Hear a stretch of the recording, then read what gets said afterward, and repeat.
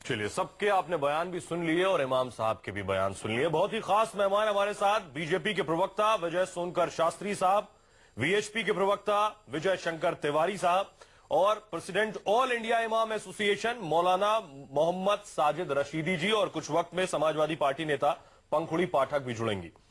रशीदी जी, मेरा सवाल आपसे ये कि एक इमाम का काम है नमाज पढ़ाना, देश और कौम की तरक्की के बारे में सोचना, लोगों को सही गलत समझाना, इस्लाम के बारे में समझाना। बरकती साहब को आप इमाम मानते हैं, वो काम तो हज्जामों वाले कर रहे हैं। वो बता रहे हैं कि आप दाढ़ी और सिर के बाल ले आए तो आपको 25 लाख का इनाम मिलेगा। क्या नोटबंदी से इतना हाथ है और आप फतवा जेब में लेकर घूम रहे हैं, कहीं भी फतवा जारी कर देते हैं? देखिए, एक तो आपकी रिपोर्ट में कहीं फतवे का कोई जिक्र नहीं आया, मैंने भी फतवा जारी किया गया, मैंने भी सुना है।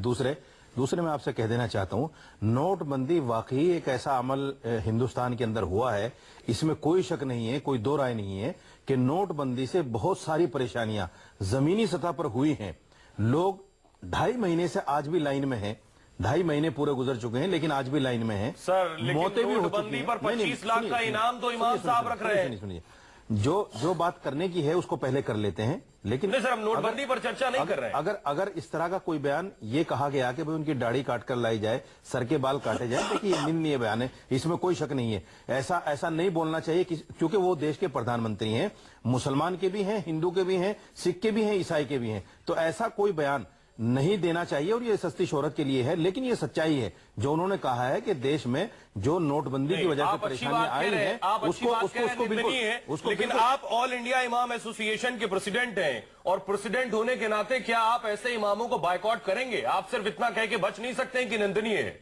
नहीं, ऐसे देखिए, मैं एक बात कहना चाहता हूं इमाम एसोसिएशन के माध्यम से कि ऐसे लोगों को कम से कम जब बयान देने बैठें तो पहले से अपनी तैयारी करें और इस तरह के बेहुदा अल्फाज ना कहें। बेहुदा अल्फाज कहना किसी भी ऐसे बड़े आदमी के साथ, उसमें जो एक अच्छा पद, संवैधानिक पद पर जो आदमी हो, उसके बारे में इस तरह के भद्दे अल्फाज नहीं इस्तेमाल करने चाहिए। वो हमारे भी प्रधानमंत्री हैं, क्या हुआ, मतभेद हो सकता है, बहुत सारी बातें, हमारी नजरियाती इख्तिलाफात हमारे उनसे हो सकते हैं, लेकिन इसका मतलब ये नहीं है कि हम उनके सरेआम बेइज्जती करें, नहीं करना चाहिए। शास्त्री जी, आपने भी सुन लिया और तिवारी जी आप भी सुन रहे हैं क्या कह रहे हैं प्रेसिडेंट ऑल इंडिया इमाम एसोसिएशन के। मेरा सवाल आपसे शास्त्री जी, सिद्धार्थनाथ जी कह रहे हैं कि इमाम को जेल में डाल दो। बेशक पुलिस जांच करे, एफआईआर दर्ज करे, और अगर जेल में डालने जैसी स्थिति हो तो वो भी कर ले, लेकिन सवाल इससे एक कदम और आगे है। कुछ दिन पहले भारतीय जनता पार्टी के पश्चिम बंगाल के अध्यक्ष, मेरे से बेहतर आप जानते होंगे, दिलीप घोष को, जिन्होंने कहा था ममता दिल्ली में नाटक कर रही थी, तब हम चाहते तो उनके बाल पकड़कर उन्हें निकाल सकते थे। आप दिलीप घोष के खिलाफ क्या कार्रवाई की गई सर? नहीं, देखिए, अभी रशीदी साहब ने इमाम साहब के ऊपर जो टिप्पणी किया है जी, मैं बिल्कुल उससे सहमत हूं। उन्होंने कहा है कि इस प्रकार के बयान बेतुके और बेहुदे बयान होते हैं जी। और मैं किसी भी इस प्रकार के बयान की मैं भी निंदा करता हूं। मैं नहीं समझता कि राजनीति में एक परिष्कृत स्वरूप होना चाहिए। हर व्यक्ति को इज्जत और सम्मान मिलना चाहिए। बाकी संविधान में भरोसा रखना चाहिए। संविधान उसको खुद ही मेरा जो सवाल आपसे बिल्कुल सीधा और सटीक है, और जहां तक शास्त्री जी मेरा सवाल बिल्कुल सीधा सटीक है। आपके वेस्ट बंगाल प्रभारी सिद्धार्थनाथ जी कह रहे हैं कि इमाम साहब को जेल में डालिए, ठीक है, लेकिन ये कार्रवाई आप अपने नेताओं पर क्यों नहीं करते हैं? जब आपके नेताओं की लंबी लिस्ट है, साक्षी महाराज 4 बीवियां 40 बच्चे, कल का ही बयान है। दिलीप घोष कह रहे हैं ममता बनर्जी को बाल पकड़ के बाहर कर देते। परवेश वर्मा ने क्या कहा ये आप जान रहे हैं। सर, कहीं तो आप एग्जाम्पल सेट करिए गवर्नमेंट में होने के नाते। देखिए, हमारे यहाँ जिस प्रकार के जो भी बयान आए हैं उसको पार्टी ने उसकी निंदा किया है, इस बात को आप स्पष्ट समझ लीजिए। और जहां तक इमाम साहब के बयान है, उस बयान की भी हम निंदा करते हैं। और इस प्रकार की बयान देने के बारे में जो रशीदी साहब ने बोला है कि उनको सोचना चाहिए, होमवर्क करना चाहिए कि वो किस विषय पर क्या बोलना चाहते हैं। जिनके पास शब्द नहीं होते हैं, विषय नहीं होता है, वो लोग ऐसे ही बात करते हैं। और जहां तक नोटबंदी की बात है, लोग लाइन में लगना कबूल किए हैं। अगर लोगों को तकलीफ होता तो रोड पर वो धरना और प्रदर्शन करते, पर ऐसा उन लोगों ने नहीं किया। लोगों ने लाइन में रख करके नोटबंदी के डिसीजन को इंडोर्स किया, सहमति की, स्वीकृति दिया। शास्त्री जी, मेरा साधारण सवाल है, सिद्धार्थनाथ कह रहे हैं जेल में डालो, आप जेल में डाले जाने के हक में है या आप पार्टी लाइन से अलग ये बात कह रहे हैं कि आपने निंदा कर दी, इतना काफी है?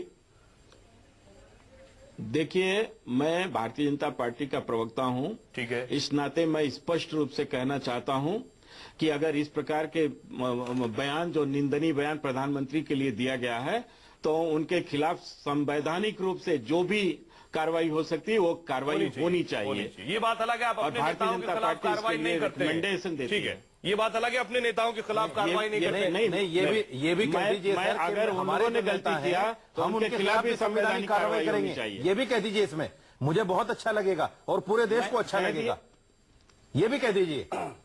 नहीं, मैंने स्पष्ट कहा कि संविधान से ऊपर कोई नहीं है, चाहे वो मेरा हो चाहे उनका हो, इसलिए कार्रवाई होनी चाहिए जो भी अगर गलत करता है, लेकिन राजनीति में ऐसे बयानों को कोई स्थान नहीं मिलनी चाहिए। ठीक है, तो राजनीति में अगर स्थान नहीं है तो फिर शाही इमाम के बयान पर क्यों डिबेट हो रही है भाई, अगर स्थान नहीं है तो? सर, सवाल यह है कि आखिर इस तरह की बदजुबानी और इस तरह के बयानात पर कौन उदाहरण सेट करेगा? बड़ा सवाल ये, हम सिर्फ ये कह दें कि ये निंदनीय है और ये कहकर या उनका निजी बयान है ये कहकर किनारे हो जाए, आखिर कब तक? मेरा सवाल आपसे विजय शंकर तिवारी जी, आप साध्वी प्राची के बयान को डिफेंड करते हैं। साध्वी प्राची अगर कहती हैं कि अब मुसलमान मुक्त भारत होगा, अखिलेश औरंगजेब हैं, तैमूर पैदा करने वाली करीना भारतीय मां नहीं हो सकती, इन्हें आप डिफेंड करते हैं, इमाम के बयान पर आप क्या कहेंगे? सुहेल, देखो अभी एक बात देखिए कि सुहेल अभी इमाम बरकाती एक तो ये इस बात से नहीं बच सकते हैं, उन्होंने लिखा हुआ पढ़ा है, ये नहीं कि पढ़ते पढ़ते कहीं जवान फिसल गई है, लिख करके लाए थे क्या बोलना है और किसके खिलाफ बोला है। उन्होंने इस देश के प्रधानमंत्री के खिलाफ बोला है। इस देश का प्रधानमंत्री 130 करोड़ 28 करोड़ जितने भी लोग हैं उनके प्रधानमंत्री हैं वो। साध्वी जो बोलती हैं, ठीक बोलती हैं। मैं बोल रहा हूं, मैं आपकी बात पर आ जाऊंगा, आपकी बात का उत्तर भी दे दूंगा। दुनिया भर के चहेते प्रधानमंत्री हैं और ऐसे में जब स्वच्छता अभियान चला रहे हैं तो स्वाभाविक रूप से इस देश का जो बैड एलिमेंट है उसको दर्द हो रहा है और उसमें भौंकने की आवाज आई है। मैं कहता हूं कि जो बड़ा व्यक्ति है जब चलता है तो कुत्ते भौंकते रहते हैं, लेकिन वो कुत्ते जब भौंकते हैं तो उनका इलाज भी करना पड़ता है।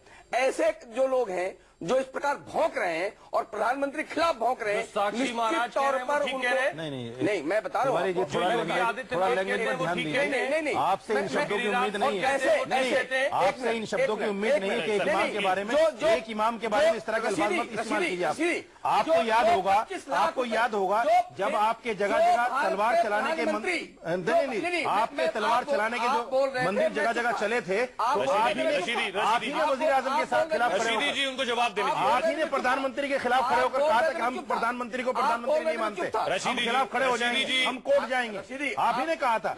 आप अल्फाज को थोड़ा सा ध्यान रखिए। किसी भी इमाम के खिलाफ आप कुत्ते लफ्ज का इस्तेमाल नहीं कर सकते। आपने बहुत बड़ा लफ्ज बोला है, इसको वापस ले लीजिए, इसको वापस ले लीजिए। तो साध्वी प्राची को क्या कहेंगे आप?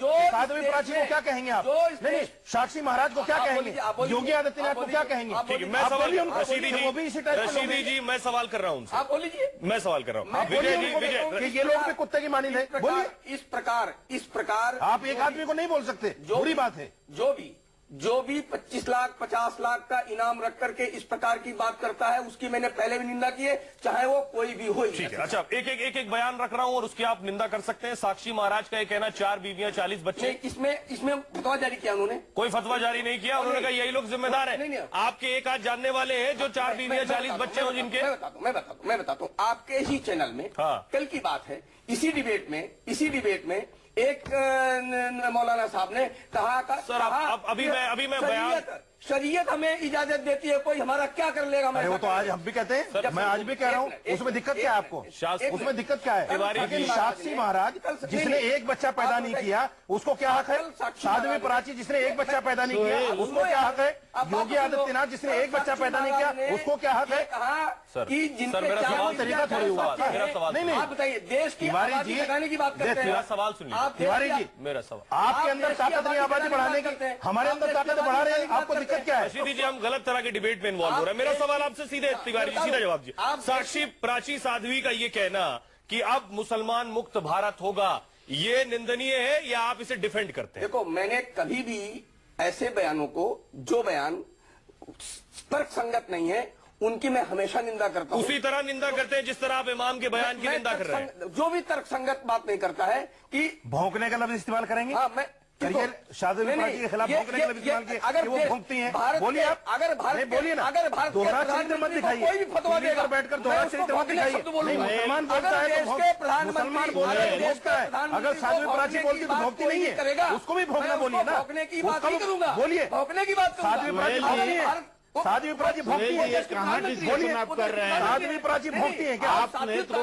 जो तय किया है, हम 25 करोड़ है सर, आप उनकी भी उतनी निंदा कर रहे हैं। हम 100 करोड़ हैं। विजय जी, मुसलमान हम जनसंख्या में बात नहीं कर रहे हैं। आप इस जवाब को क्यों भूल जाते हैं? मेरा सवाल आपसे ही, आप उनकी भी उतनी निंदा करते हैं और भविष्य में उनके ऐसे बयानों को डिफेंड नहीं करेंगे? देश के प्रधानमंत्री, कोई भी प्रधानमंत्री है, उसके खिलाफ किस प्रकार का भाषा, देश के प्रधानमंत्री का वो भी एक नागरिक है। क्या कर रहे हैं? बाकी कोई किसी को कुछ भी कहता है, आपको कोई आपत्ति नहीं है। आप कुछ नहीं बोलेंगे। बाकी आप बताइए, अगर कोई किसी को आप एक लफ्ज बोल दीजिए कि साध्वी प्राची में भौंक रही है, बोल दीजिए आप बोल दीजिए साध्वी प्राची में भौंक रही है। जो कह रहे सर, फतवा से एक ओपिनियन है, उससे ज्यादा कुछ आप एक बार बोल दीजिए कि साध्वी प्राची भौंक रही है, बोल दीजिए आप के खिलाफ फतवा साक्षी महाराज को बोल दीजिए भौंक रहे हैं, योगी आदित्यनाथ को बोल दीजिए भौंक रहे हैं। ये भौंकने का लफ्ज इस्तेमाल कीजिए ना उनके लिए।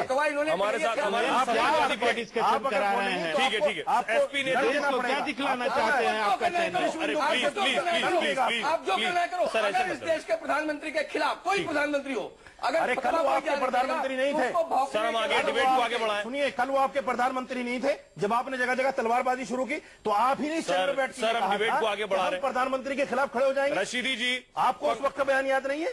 पंखुड़ी जी, मेरा सवाल आपसे है कि इस तरह के बयान आते हैं, इसके लिए सियासी दल कितने जिम्मेदार हैं इस तरह के लोगों को प्रोत्साहित करने के लिए? देखिए, मैं आपके सवाल का जवाब जरूर दूंगी, लेकिन काफी देर से मैं सब लोगों को सुन रही हूँ और टीवी पे देख भी रही हूँ।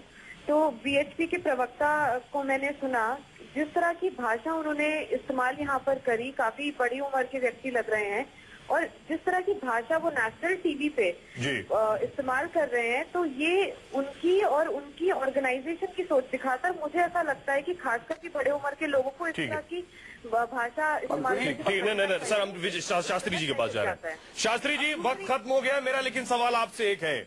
इमाम साहब तृणमूल कांग्रेस के नजदीकी माने जाते हैं, इसलिए उन्होंने ऐसा बयान भी दे दिया और उनके खिलाफ कोई कार्रवाई नहीं होगी, हम सब जानते हैं।